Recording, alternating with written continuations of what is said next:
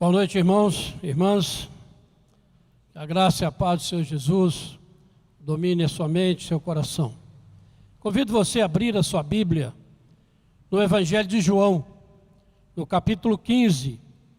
Nós vamos ler do verso 1 ao verso 11.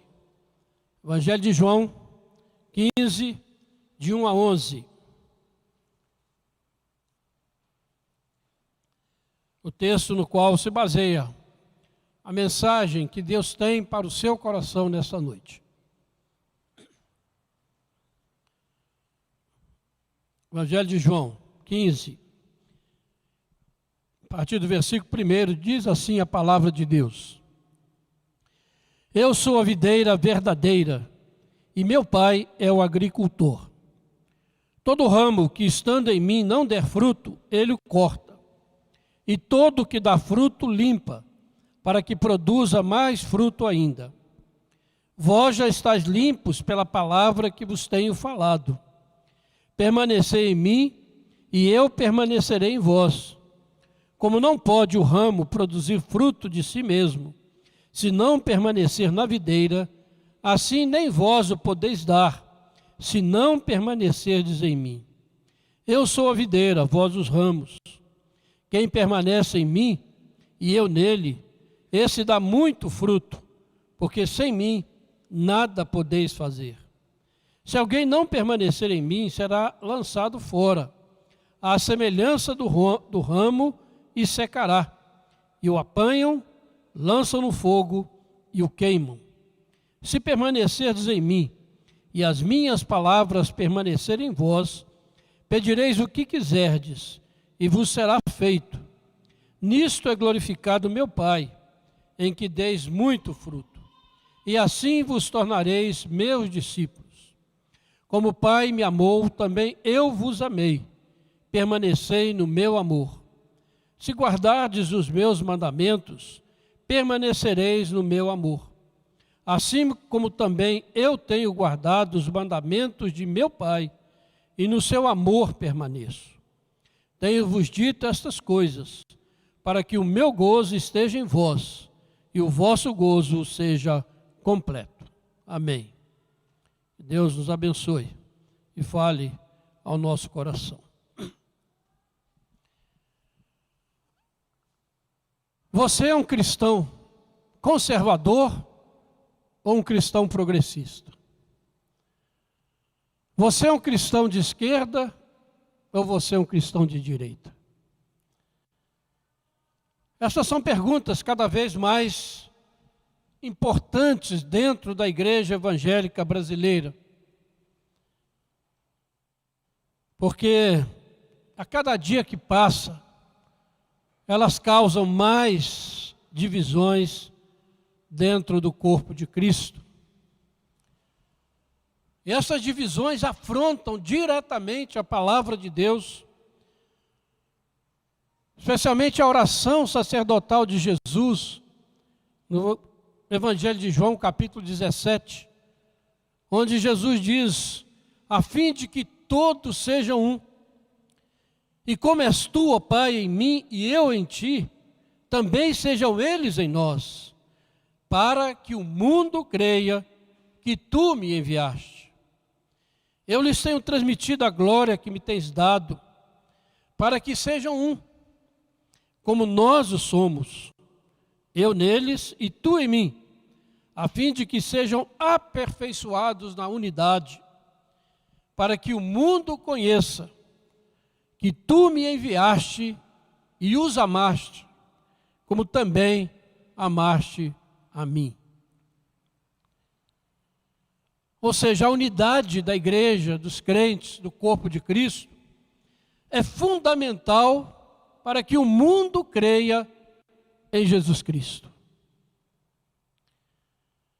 Essas divisões, por questões secundárias, são uma prova da derrota da igreja contemporânea para as filosofias e ideologias desse tempo, que conquistaram o coração e a mente de muitos daqueles que se identificam como cristãos.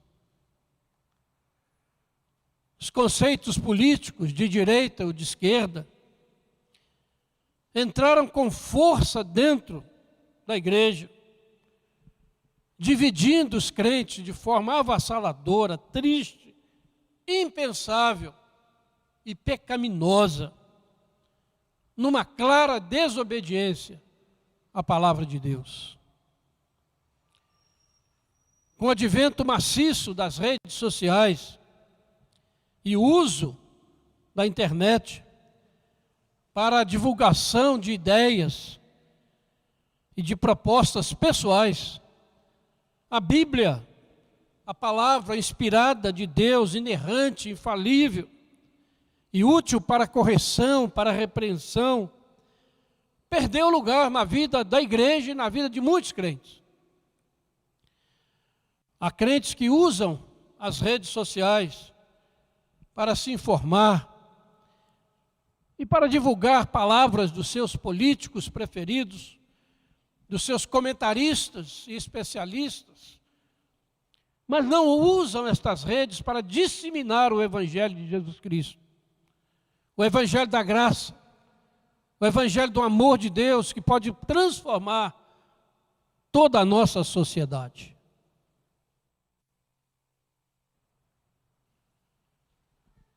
Estes nunca têm tempo para cultuar a Deus, para estudar, meditar na palavra, pois ficam garimpando lá na internet munição para destilar contra alguém e destilar ódio. Aqueles que são contrários às suas ideologias, às suas filosofias, às suas ideias, mesmo que sejam irmãos de fé. Infelizmente, muitos crentes estão ouvindo mais os seus ídolos e seus gurus políticos e ideológicos do que estudado e obedecido à palavra de Deus. Tem feito isso muito mais do que frequentado os cultos da igreja.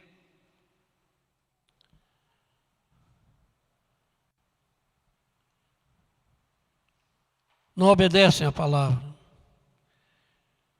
Ou seja, uma verdadeira catástrofe tem se abatido sobre a igreja contemporânea devido a este comportamento pecaminoso. A apostasia chegou, aquela descrita lá em 2 Tessalonicenses, capítulo 2, versículo 3.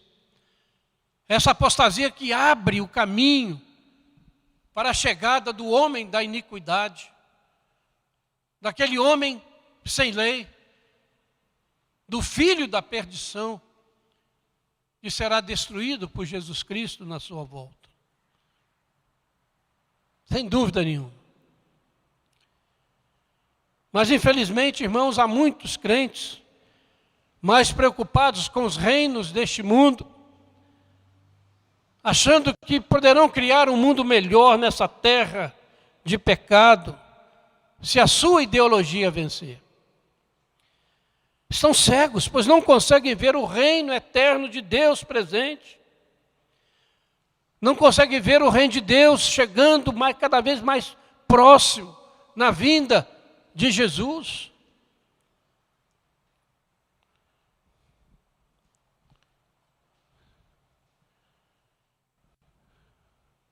Eu fiquei pensando, irmãos, nessa divisão. Você já pensou se Simon, quando chegou no Brasil, assumisse uma postura que muitos crentes têm assumido hoje? Não, eu sou contra a monarquia, eu sou contra o imperador, eu sou a favor da república, ou o contrário, eu sou a favor da república, eu sou contra o imperador. Já pensou se ele tivesse feito isso?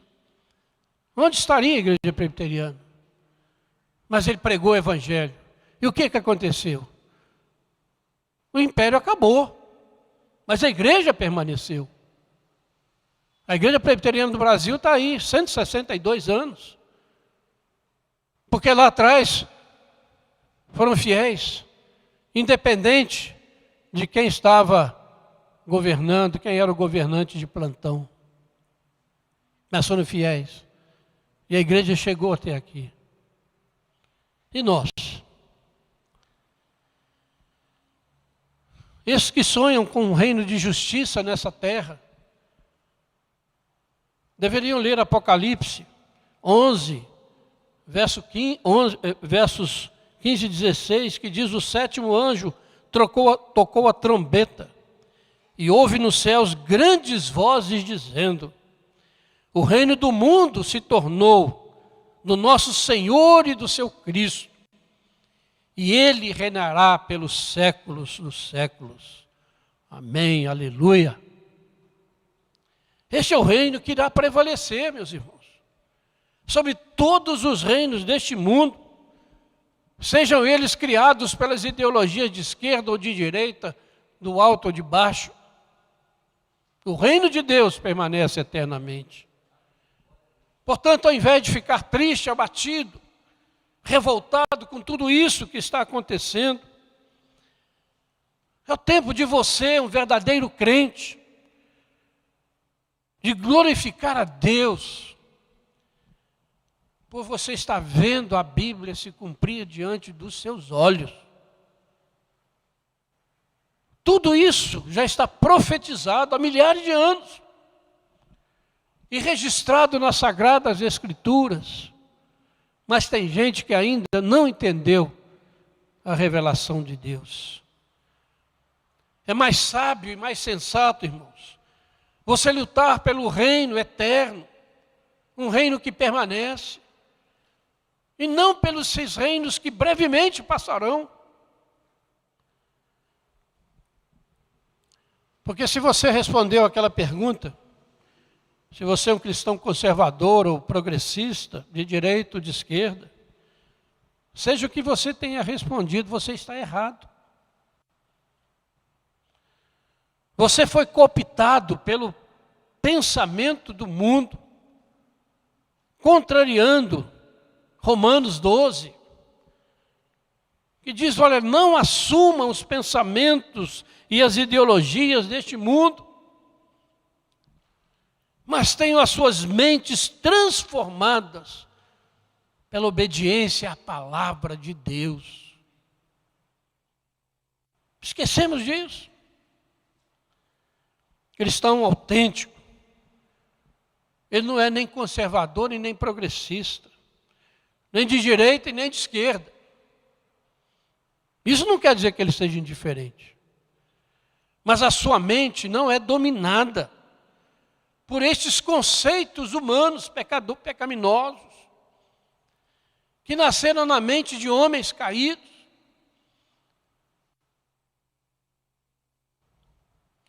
O cristão autêntico, ele é bíblico. Ele é bíblico. Ou seja, a Bíblia é a sua única regra de fé e prática. Para ele, esse cristão autêntico, a sola Escritura é suficiente para guiar a sua vida, para guiar o seu comportamento, os seus pensamentos.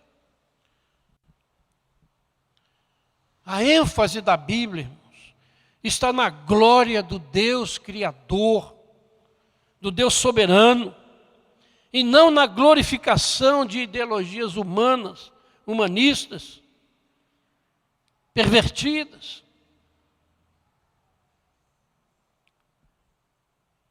Efésios 1:10 diz que o bom propósito de Deus é fazer convergir em Jesus Cristo, na dispensação da plenitude dos tempos, todas as coisas, tanto as do céu como a da terra. Tudo vai convergir em Jesus Cristo, e já converge em Jesus Cristo.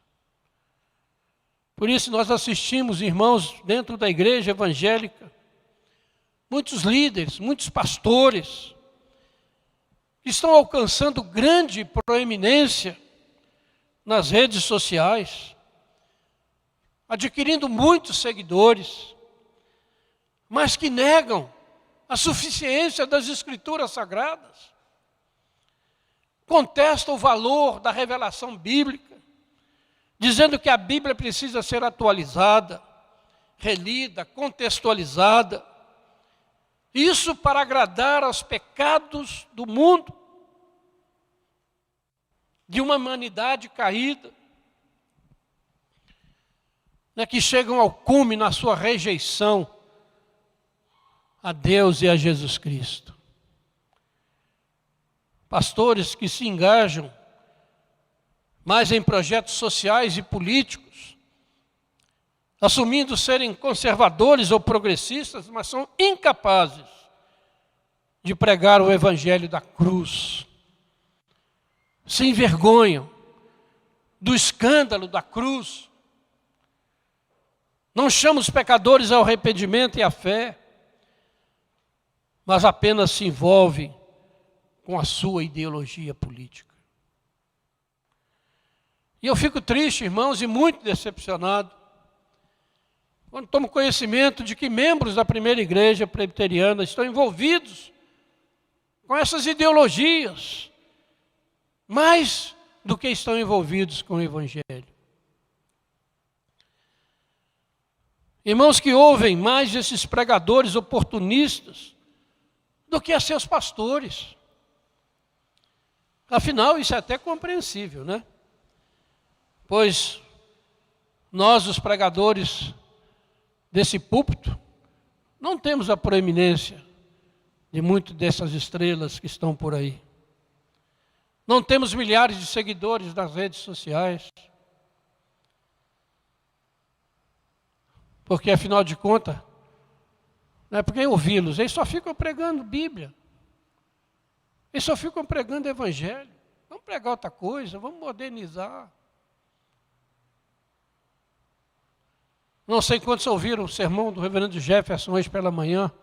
Eu não pude ouvir, estava dando aula no módulo 1, mas ouvi agora à tarde. E recomendo fortemente que você ouça. Porque foi um sermão bíblico atual, falando de ciência, de fé, de vacina. Ou seja, esse público tem pregado a palavra de Deus contemporânea. Mas outros preferem seguir outros caminhos. Mas eu quero dizer que nós, os pastores desta igreja, nós não nos envergonhamos do Evangelho. E seguimos a Paulo, nós pregamos a Cristo e este crucificado somente. E dizemos, não me envergonho do Evangelho, porque ele é o poder de Deus para a salvação de todo aquele que crê. E esse é o problema da humanidade. Não é se dar bem aqui com esse tipo de governo, com aquele, mas o que acontecerá com você na eternidade? Aí é que é o problema. Nós não anulamos o escândalo da cruz, só porque ela é ofensiva ao pensamento moderno. Nós estamos lutando, irmãos, por um reino eterno, o reino de Deus, que em breve será consumado diante de todo esse universo, que irá suplantar todos os reinos deste mundo, sejam eles de direita ou de esquerda ou de qualquer outra coisa. Sejam comunistas, capitalistas, progressistas ou conservadores, vão passar, mas o reino de Deus permanece eternamente. E por isso, essa palavra, baseada no texto que nós lemos, é a mensagem para que você permaneça em Jesus, em nada mais. Permaneça em Jesus. Lute pelo reino de Deus, não pelos reinos deste mundo, porque a vitória é certa. O reino de Deus é eterno, Jesus já conquistou. Os reinos deste mundo se perdem na poeira da história, seja de que ideologia for. Você sabe disso. Nós estamos no ano 2021 e a história já rolou e muitos reinos já passaram, mas a igreja de Jesus permanece e permanece eternamente, porque é com ela que o Senhor está lidando. O texto que nós lemos, irmãos, é parte do discurso de despedida de Jesus a seus discípulos, pouco antes de ser preso e mais tarde crucificado. E eu quero destacar nesse texto da palavra o que é ser um crente autêntico, livre dessas perniciosas ideologias de direita ou de esquerda, ou de que for. Falar que o que é um cristão que pode cantar, eu sou livre. Porque foi para a liberdade que Cristo nos libertou. Por isso Paulo diz, permanecei, pois, firmes, e não vos sujeitais novamente a julgo de escravidão. Escravidão ideológica, escravidão mental, escravidão espiritual, que conduzem à morte eterna. Se você está em Cristo, você foi livre dessas coisas. E a sua mente hoje é moldada pela palavra de Deus, somente.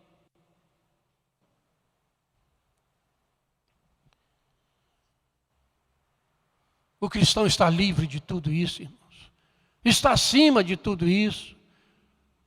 Porque quem domina o seu coração, a sua mente é Jesus Cristo. É a palavra eterna de Deus. E ele se move dentro desse reino. O reino de Deus não é menos real do que os reinos deste mundo, entenda isso. Jesus diz que o reino dele está presente, que ele não está limitado a um espaço geográfico. O reino de Deus é muito maior do que qualquer nação deste mundo. O reino de Deus é eterno. E ele consiste de alegria, de paz no Espírito Santo. Mas ele é real, mas a gente parece que não está entendendo isso. Não existem apenas esses reinos que você vê, que aparece o nome na televisão. O reino de Deus não aparece ali na televisão, mas é o único que prevalece. Se você é um crente, você crê nisso e vive para isso.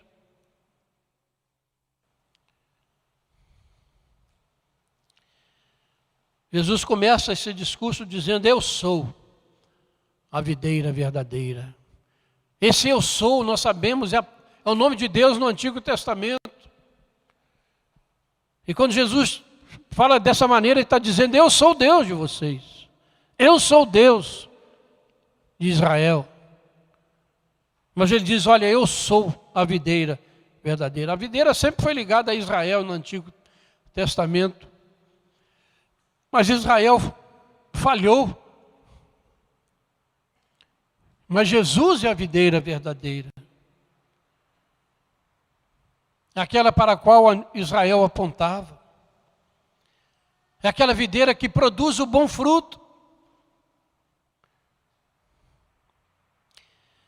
E é interessante que em João, Jesus, existe muita dessa expressão, né? Jesus disse, eu sou a porta. Eu sou o caminho, eu sou a verdade, eu sou a vida. Eu sou a luz do mundo. E quando aqui nesse texto ele fala, eu sou, é a última vez que ele usa essa expressão. E é a primeira vez que ele coloca um adendo.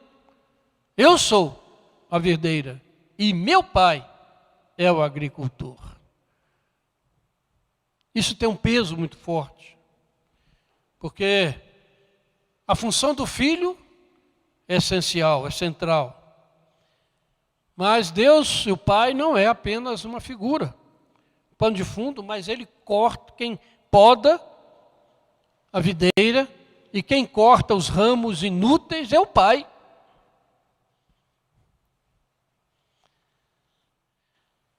Portanto, a videira verdadeira não é aquele povo apóstata de Israel, mas é o próprio Jesus. E aqueles que estão incorporados nele.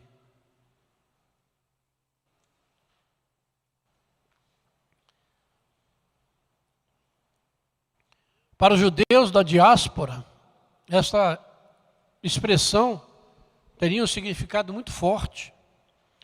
Ou seja, se eles querem realmente desfrutar do pode, às vezes dói, corta um pedaço, mas Ele limpa para que produza mais fruto ainda, para que seja frutífero no reino de Deus. É isso que o Senhor faz conosco, nestes dias de tanta luta que nós estamos vivendo. Por isso, irmãos, não duvidemos de que tudo isso que nós estamos passando no meio dessa pandemia, dessa coisa, Deus está disciplinando a sua igreja.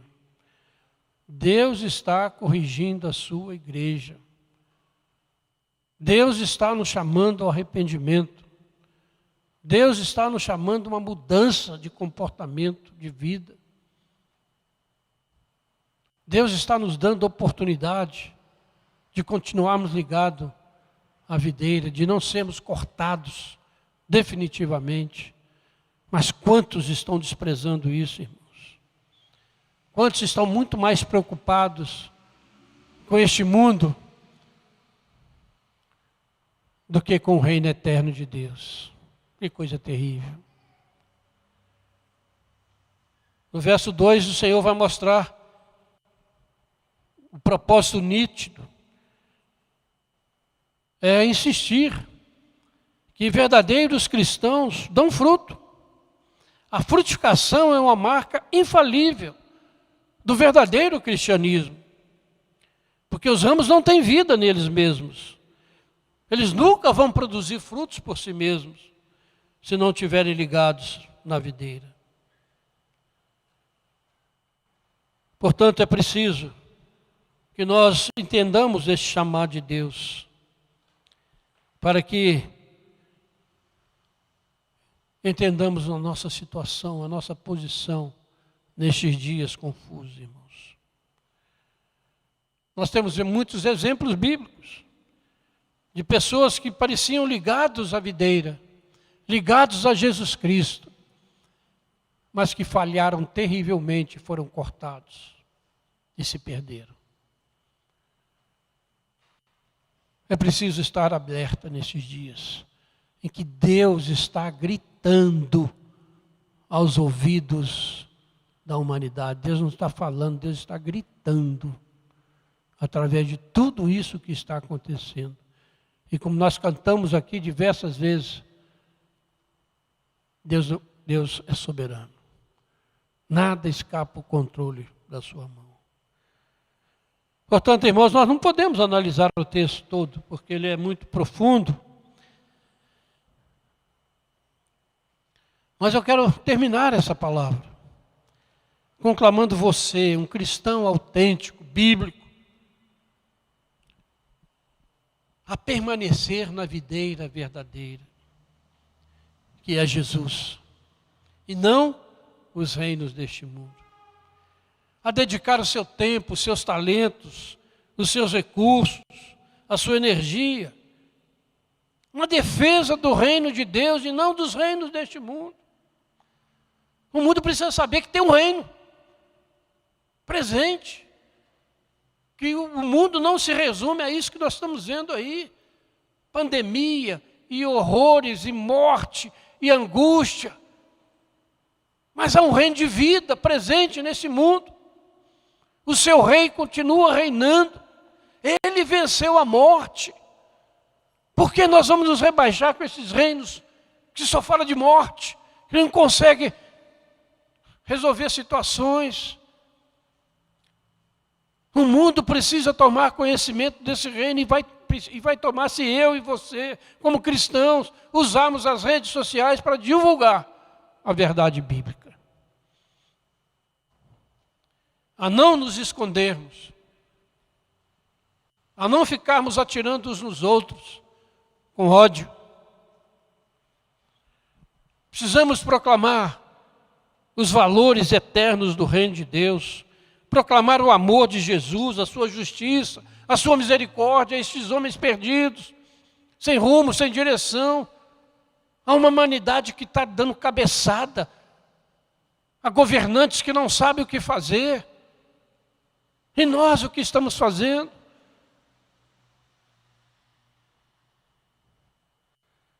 Não se envergonhe do testemunho de Jesus, meu irmão, minha irmã. mas exorte as pessoas a se arrependerem e crerem no Evangelho da cruz.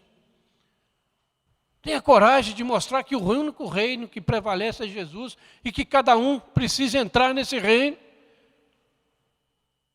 E não ficar, vai morrer disso, vai morrer de Covid, vai morrer de não sei o quê. E todo mundo apavorado, vai pregar que em Jesus há vida eterna, a ressurreição. Que Ele venceu a morte. O mundo está precisando de ouvir isso.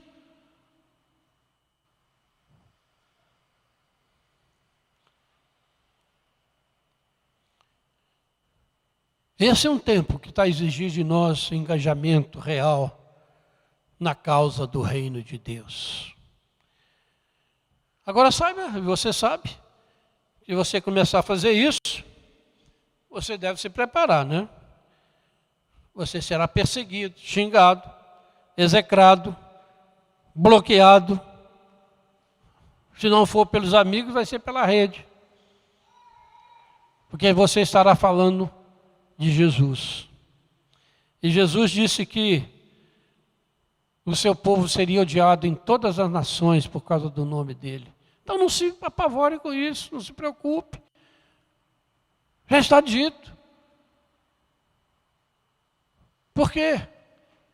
Vamos nos preocupar e nos envergonhar. Esse é o preço que nós vamos pagar para produzir o fruto da videira verdadeira. O inferno está agindo, irmãos. O inferno não está parado. O inferno está aí agindo com todas as suas forças. E uma das estratégias de Satanás é manter a igreja entretida nessa disputa entre esquerda e direita, conservador e progressista. Isso é estratégia de Satanás para você não pregue o Evangelho, para que a igreja se feche, para que um brigue com o outro, para que a divisão do corpo de Cristo seja real. Isso não está acontecendo por acaso. Você não acredita na ação maligna nesse mundo.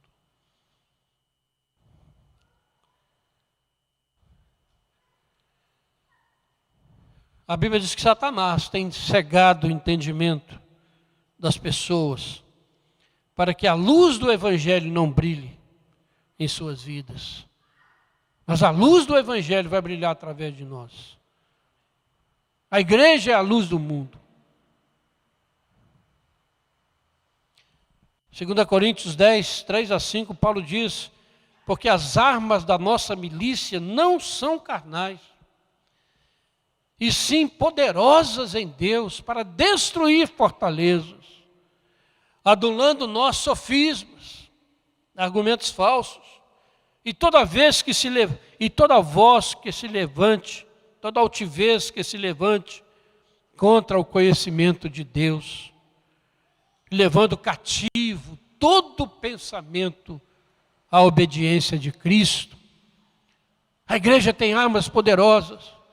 Não são as armas do mundo, não são a mentira do mundo, não são as difamações do mundo, e nem as armas físicas deste mundo.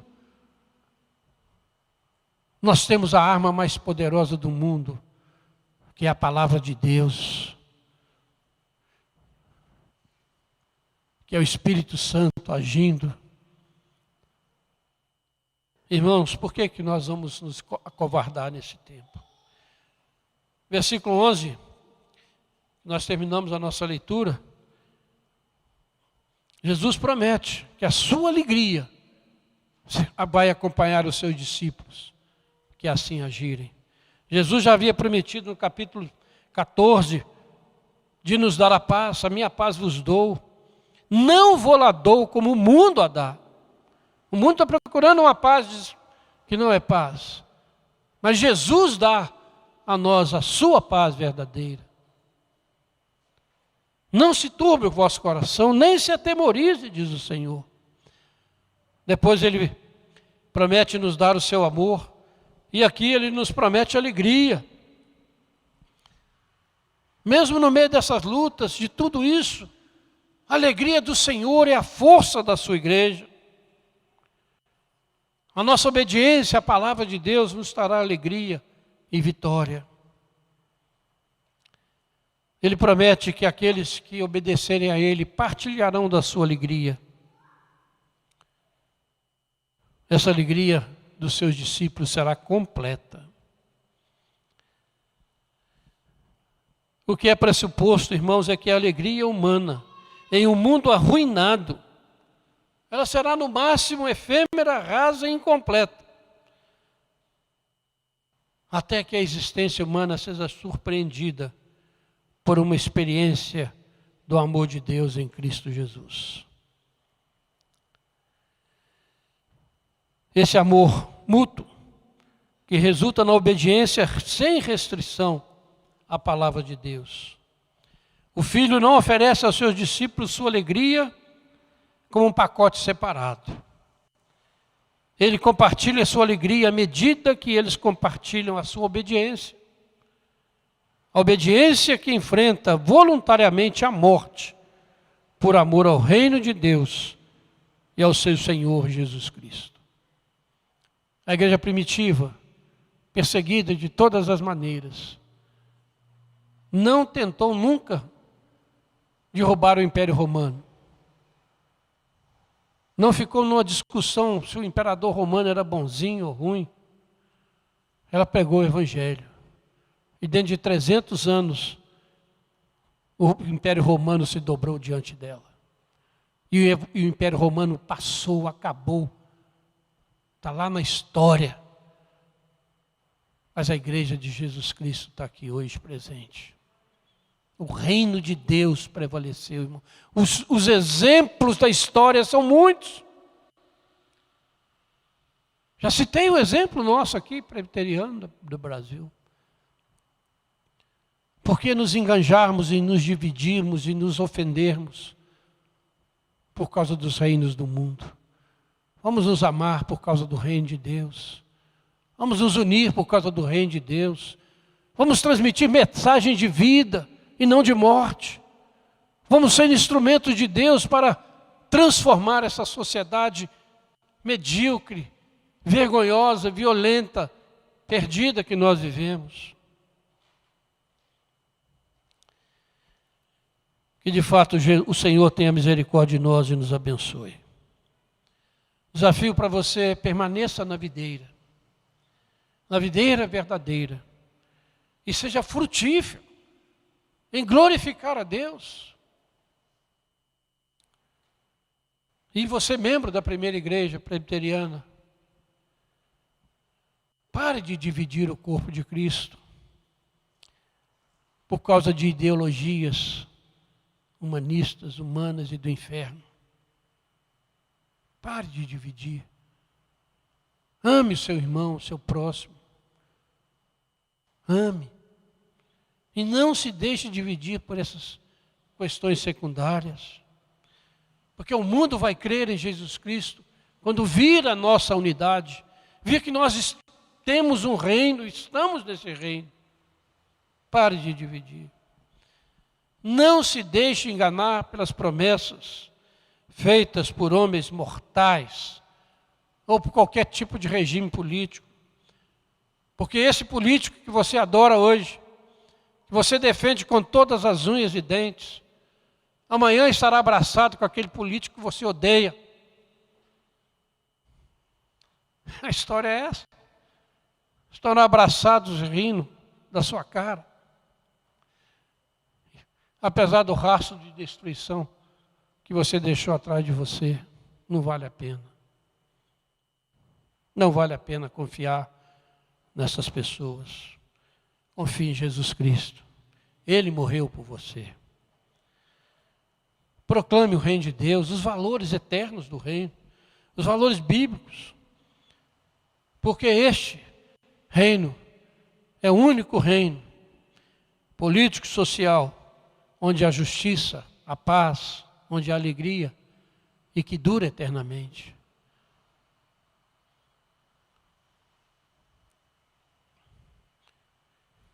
Convide as pessoas para entrarem nesse reino. Pregue o Evangelho.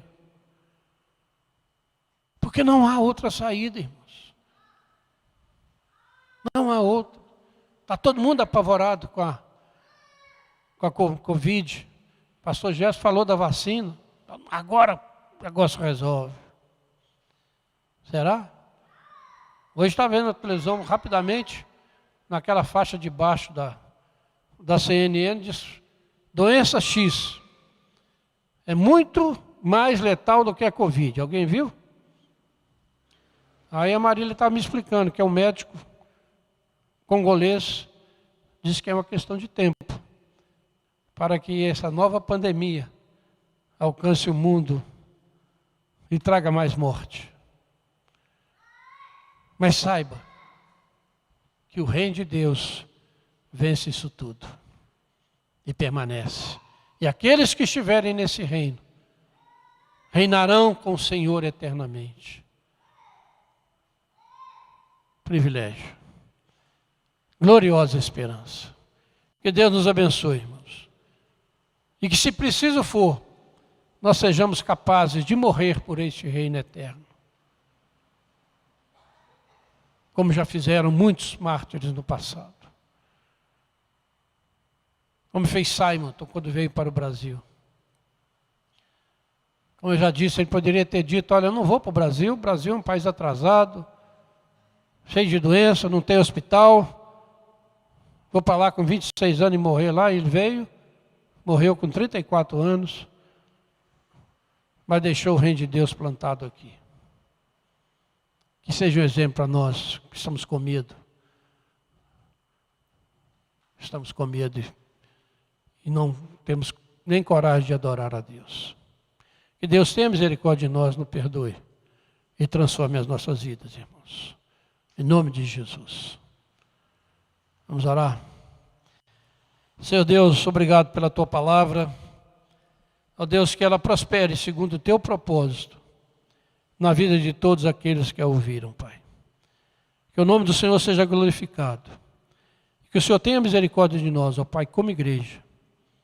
Que o Senhor abençoe os Teus filhos, os crentes, a não dividirem o Teu corpo, Pai, mas que, pelo contrário, trabalhar pela unidade dele. Que haja palavras de vida, de alegria, de júbilo, de exaltação de Jesus, e não dos seres humanos pecaminosos, Pai. Tem misericórdia e abençoa-nos, ó Pai. É o que eu te peço em nome de Jesus. Amém. Quero convidar você a cantar um hino bem conhecido. Aliás, não sei se é bem conhecido, né? Qual que é o nome dele? É um hino do nosso inário, 288. O título é Mensagem Real. Esse hino diz, olha, eu sou forasteiro aqui, em terra estranha estou. Celeste pátria, sim, é para onde eu vou.